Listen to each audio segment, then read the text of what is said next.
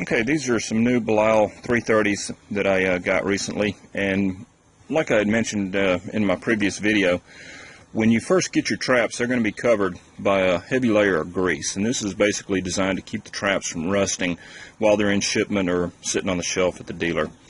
And before you can use them, you need to prep your traps, and so there's basically get the grease off of it. I like to let them get a light coating of rust so that my treatment is going to adhere to the metal better.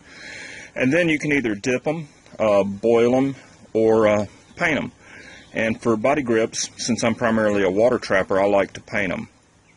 So what I'm going to do is I've got these in a tub, in a plastic tub here, and I'm going to put a mixture of vinegar and water, and I'm going to leave it in here for a day or so until it removes all of the oil and I start to get down to the bare metal.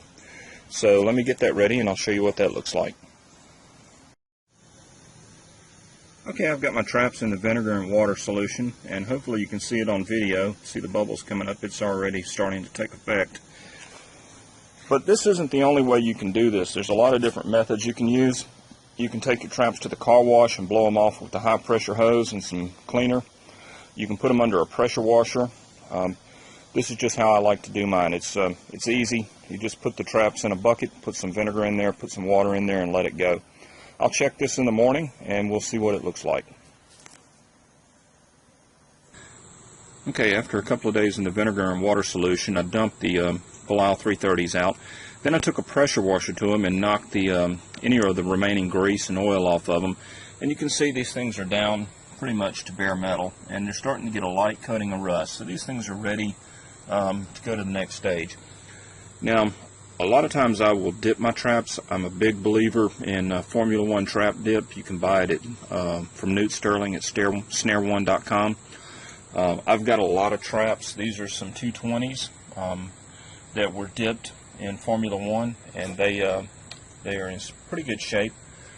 Today I'm going to spray paint these 330s, and the reason I'm choosing spray paint over dipping is that I only have a few traps to do. If I have a lot of traps, I'll go ahead and order some dip and have a dip party. But if I've just got a dozen traps or so and need to touch up a few others, I'll spray paint them. Now, when it comes to spray paint, I don't buy any special kind of spray paint. I use what I have left over. You can see I've got some primer, I've got some green, and some non-reflective camo that's left over from deer season. You can see these are some of my Duke 330s. I've got green traps, I've got brown traps, all different colors. It really doesn't matter to me. Here's some of my BMI 110s. Once again, these are green. Just depends on what I had at the time. The reason I don't stress out over what color is because once I get these things in the swamp, once they've been dropped in the mud, it really doesn't matter what color you treated them to begin with. They're going to be mud colored after a day or so. So anyway, what I'm going to do here is I'm going to lay these out, pile them up one on top of each other. I'm going to give them multiple coats. I'll probably start with a primer, let that dry, and then go over it with different shades of green, just whatever I have, and get those painted. While I'm out here, I'm also going to take care of my extension cables. Those are some extension cables that never got dipped or painted. I'm also going to go through all of my snares, because basically what I'm doing is I'm getting all my hardware ready to go. So you can see my standard snare setup. You can watch one of my videos on that. Is on every snare I have an extension cable, I have a spring clip, and I have an earth anchor. That way when I go to make a set, I grab my snare that's already coiled up and I have everything I need. If I'm in an area where there are no trees, I'll use the earth anchor and drive it into the mud to secure it. If there are trees, I'll use the spring clip and just clip it off. But regardless of where I'm going or what I'm doing, I grab this and I've got everything I need to make a set. Now, as I go through these, you can see some of them have an earth anchor, but there's no spring clip on them. So I'm going to be going through and getting all of them ready to go, replacing anything that needs replacing.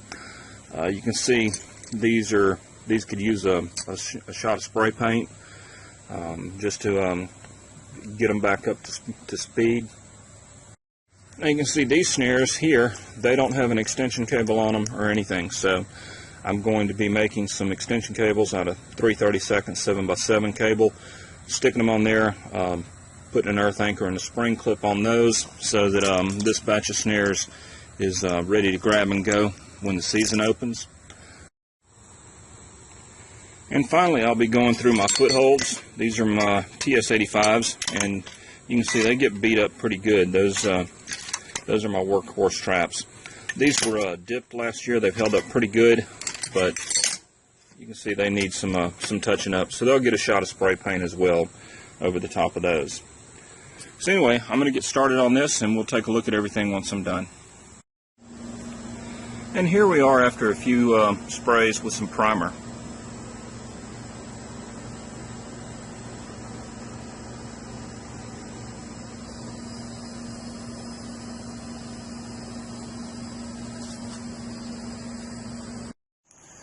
Okay, now these traps are ready to go.